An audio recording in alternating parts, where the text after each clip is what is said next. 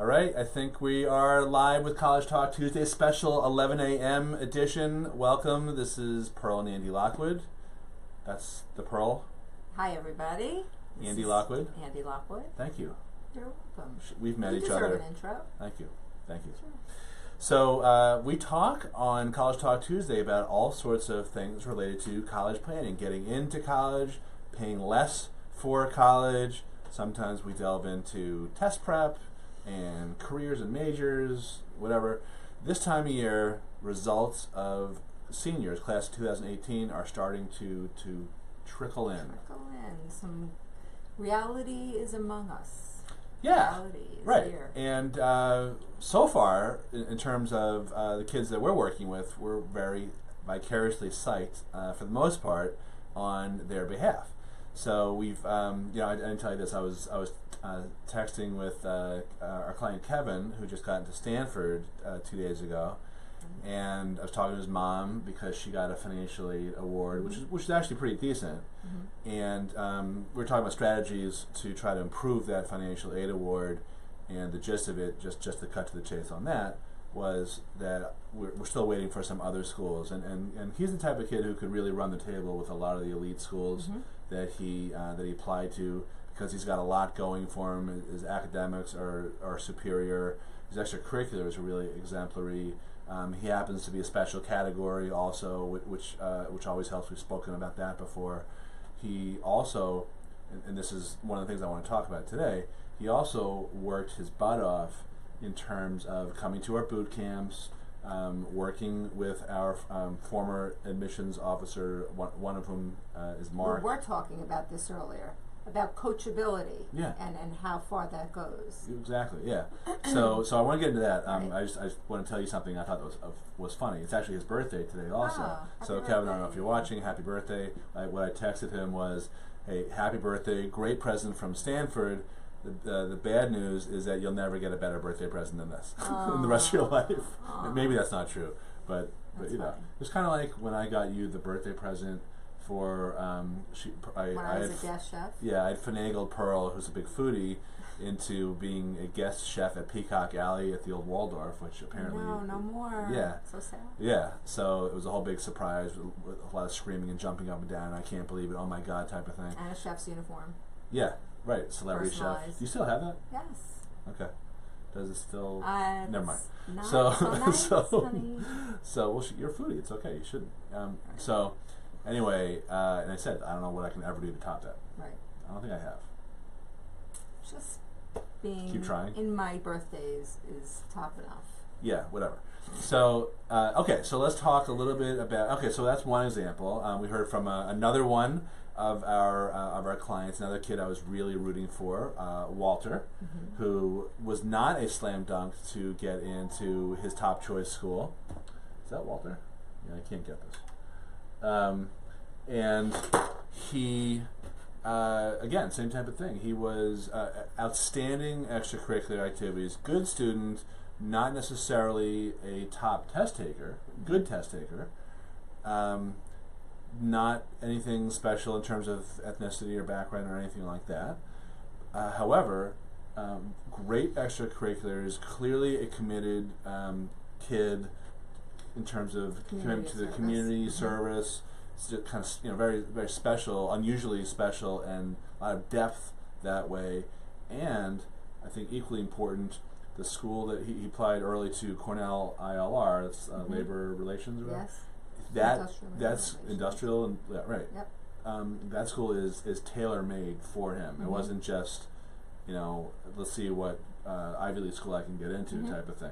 So his interview and his essays really spoke to that, to make the point that he was really very and it's super great that interested. he was heard and understood clearly by that admissions committee.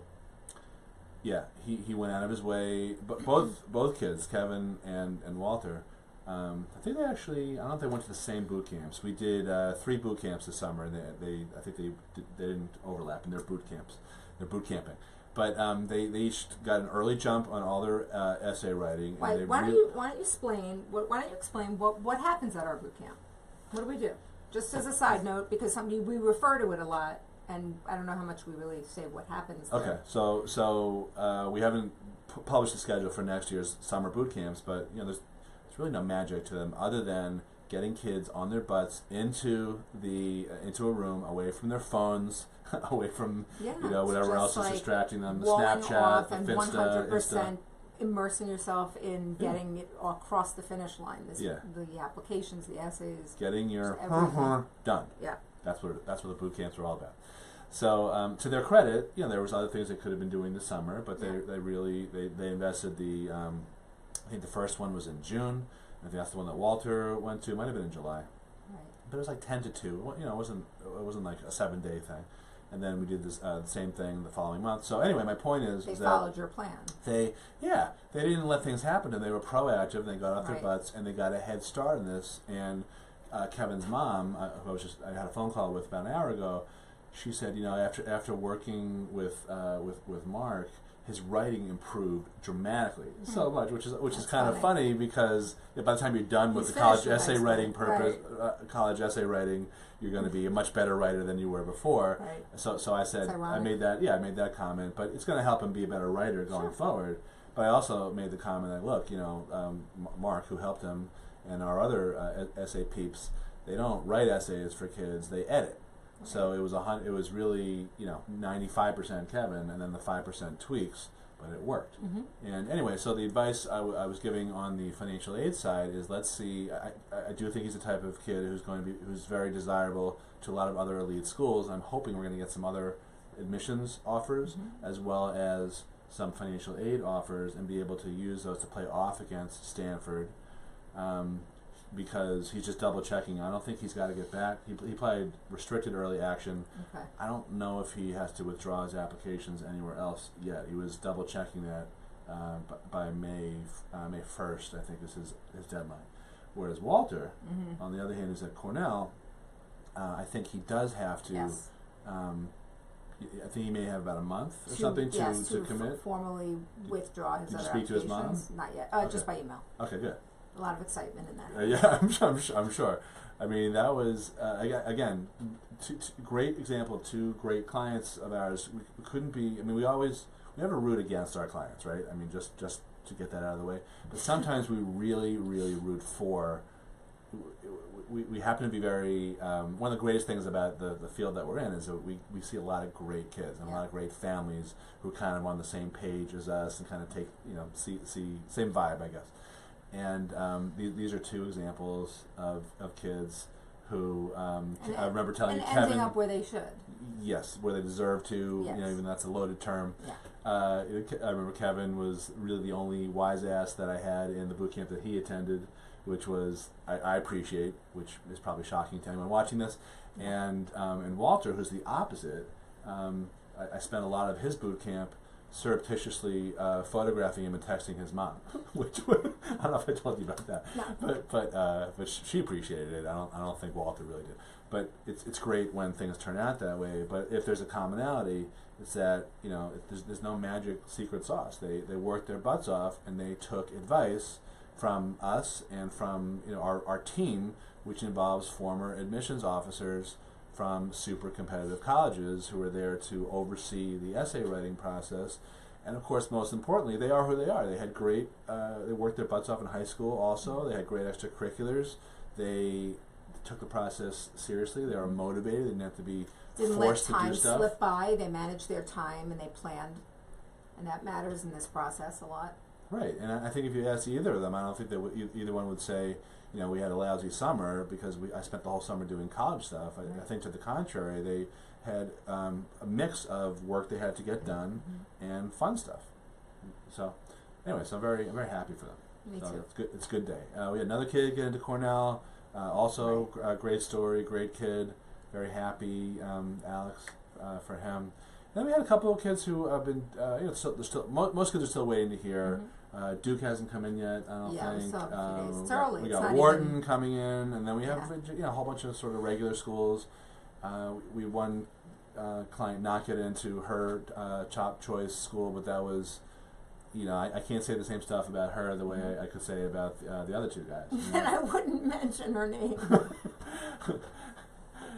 that's good advice also. Pearl's, just saying. Well, I'm not judgy, but I don't want to come across as judgy. It does not serve her right at all.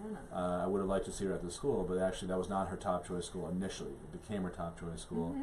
But she kind of, she could have put more effort into it, I think, which I will never say to her at all. Unless Live she figures or it not. out. Now. Yeah, she's not a Facebook person. Great. I know that for sure. So anyway, so that's the exciting news. Now, a couple other, I guess, just housekeeping things. If you have any questions or comments, just or you want to pop in yourself into our comment section right here and say hi. We always like that. I always like when Pearl's phone goes off with the volume. Oh, Pearl. There we go. I see us. Okay, so we have hello to Michelle. Hello to Vishnu. Hello to Kailash. There's no way I'm pronouncing those correctly. And Michelle, don't worry. Even if you're late, we're forever on the internet. It's recorded. So, yeah. But if you're late, you can ask questions and we'll get back to you. Yeah, Michelle always usually asks us some good questions. So anyone, if you have questions. Now, okay, the thing I was going to say is, as we wind down the year and kind of reflect and set our goals for next year, which we're sort of in the process of doing, which usually involves me coming up with a whole bunch of stuff and running it by Pearl, and she'll be like, yeah, that type of thing. Just my voice of reason. One of the things that we're going to be doing right away in January is cutting down very dramatically on the free consultation, we call them college strategy session type things, because we don't have time, and frankly, there's just a lot of people who aren't really prepared, for those sessions.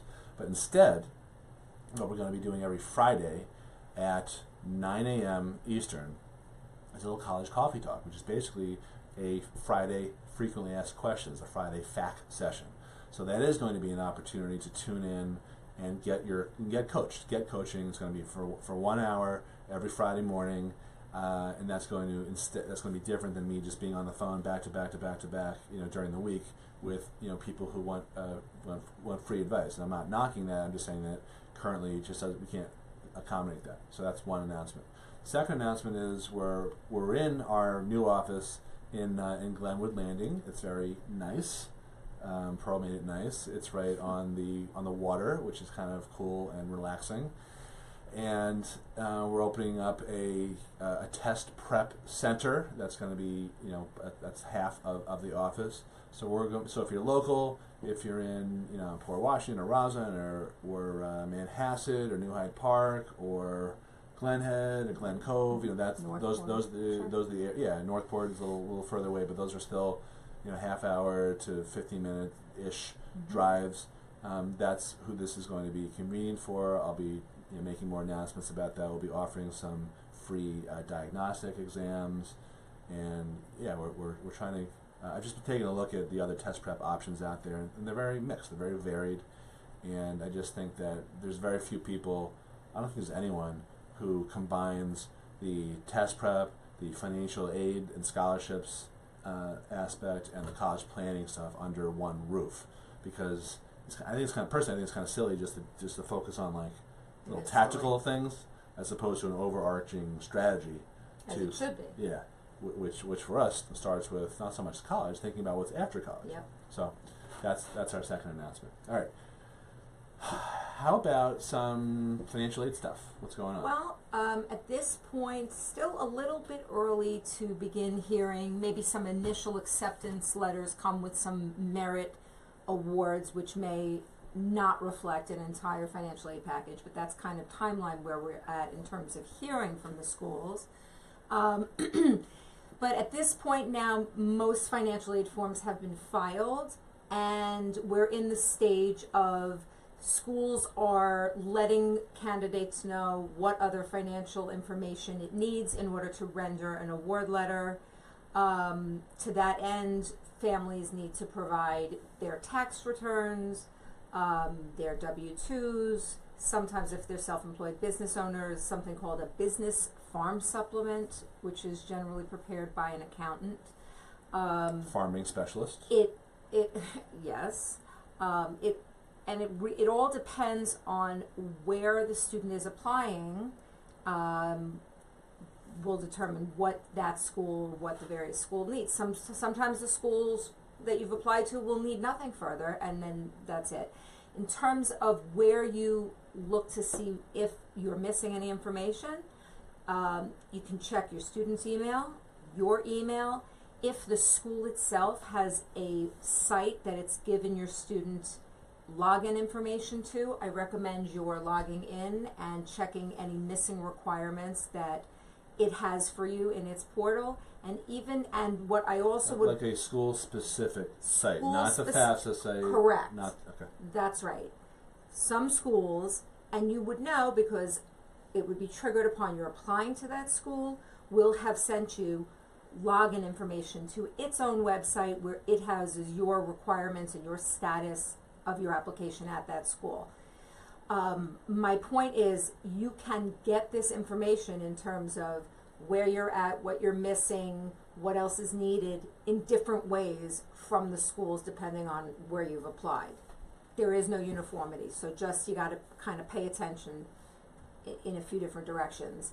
The other thing to expect, unfortunately, and I do try to say this just to calm the alarm that must be provoked every time this happens, but often schools will send out either an email that mentions missing information of yours that you either know to have already been sent over in whatever way it needed to be sent, or for example, whatever or you'll get a blast email that doesn't even specifically pertain to your student, but it'll feel like your financial aid form is missing when you know it's been filed or whatever. Unfortunately, again, it's panic inducing. It is routine though. It happens all the time, so expect it. And if you know something to be filed or sent already, there are places to check. You can always log in to the FAFSA and pull up the correction history and see every submitted FAFSA to see which schools received the FAFSA on which time and date. For the CSS profile, you could always log in with the College Board username and password and pull up a copy of your submitted CSS profile, which shows all the information that you put into it on the day and time that you submitted it and to which schools you filed it to. So don't panic if a school like Providence, for example, because it just happens to be a school that this is happening this year a lot, sends you something saying, we are missing your FAFSA. If you know it was filed, don't worry. The other thing I recommend, after you've determined whether in fact these things have been sent to the various schools that are saying something is missing, call the financial aid office at that particular school. Say, hi, just confirming that you have received everything you need and there's nothing else needed for us. That's it. But don't panic. Just understand that that's to be expected. That's good advice. Easier said than done sometimes, but Yeah. it is good advice. All right, let me get to a couple of questions here. We have one from Michelle Mabel. Michelle Mabel? Yeah, it's Beatles-esque. When you apply to many colleges to increase your odds of admittance and scholarships, and some don't let you know till April 1st, how do you figure out by May 1st, especially if you haven't visited the school? Shall I take this one? Go for it. You hustle. Yeah, there's no quickly. right. There's another one of these answers that I wish there was a magic wand to wave, but you gotta. That's typically how it happens. There is a mad dash from the end of March till May 1st, and I would suggest also visiting. No one can visit every college, but visiting does help. It helps a lot more in terms of helping your chances of getting in, so it's a little ahead of the timeline that Michelle is asking about, but it definitely helps you make your decision also, especially when you see the kids who are going there and whether you can see yourself fitting in. Right, which is an important thing not to be overlooked. I know the excitement and the focus certainly this time of year is, where am I getting in? Let me get in, let me get in, let me get in, let me get in, but remember that's not the end of the road. That's the beginning of another chapter in your life or in your child's life. But once you get in, that's nice. And then a year from now, like the where you got in all goes away, and you're ending up at one particular school. Once you have your options in front of you, you need to seriously consider them all realistically with you, going and seeing how did you take a plane to go check it out? Did you drive there? Are you the type of kid that's going to want to come home on random weekend because you're feeling homesick? If you are, then California, and if you live in New York, is probably not the right place for you. It's nice to get accepted. That's a great thing, but that's separate and apart from then making the right choice in terms of the school that you will genuinely fit in at. Yep. Okay. Another question from loyal listener Michelle Greenleaf. Is there one place to find admissions requirements, scores, and GPA to colleges? Going on each school's website is not helpful. Many sites do not have up-to-date information. Okay, so what most kids do, I don't know, I think Michelle's in Michigan. I don't know if you have Naviance in your district, but that seems to be the place that most kids and parents and teachers, Michelle's a guidance counselor, by the way, where they go. Personally, I find that information to be not that helpful because it's very limiting. It doesn't have enough of a sample, and it doesn't compare non-academic factors. So we use a different software in our practice. It's just kind of privately available for our clients. So it's not you can't buy it on the open market. What other sources you could look at are the College Board has a pretty good website, and collegeboard.org, and collegedata.org, I think. Let me just double check that. But that's a site that I use frequently too, just to kind of actually it's very good when I'm trying to look up whether a school. Yeah, that's it. So one of these days I'll figure out how to share a screen on our Facebook broadcast. But collegedata.com is a pretty good site also in terms of just some raw stats about whether the schools will report whether they weight whether you demonstrate interest either at the low end. There's like 4 choices, like not at all, or very highly considered, or some gradient in the middle. So I think those sites are good. I also like the Fisk's guides. Edmund Fisk. I don't know if he still writes them, but the college guides bear his name. Those are my 3 sort of go-to sources in addition to our own proprietary tools. All right. Michelle does not have Naviance. Well, you know what? I don't know what the hell's going on out there in your district, but no, it's okay. So you use those other. Ask your guidance counselor. Also, well, she may be asking herself. You are the guidance counselor, right? Ask I'm yourself. Sorry, Michelle. Yeah, but I would say. This is what happens when we do the show an hour earlier. You haven't woken up yet? No, I guess I have. Okay, you're up at 5 with our new Mr. Coffee percolator. Yep. Just discussed on previous broadcasts. Yes. Yeah, and enjoying it. Enjoy Mr. Coffee, a new addition to the family. So. Yeah. Mm-hmm. Okay. So yeah. Anyway, so do you use something else, or do you just not have anything at all? If you don't have anything at all, use those sources. I said College Board, collegedata.com, and Fisk's. Okay. All right. I think that should wrap things up. Is there anything else you think we should say just to round things out? Again, any questions? Pop them in here.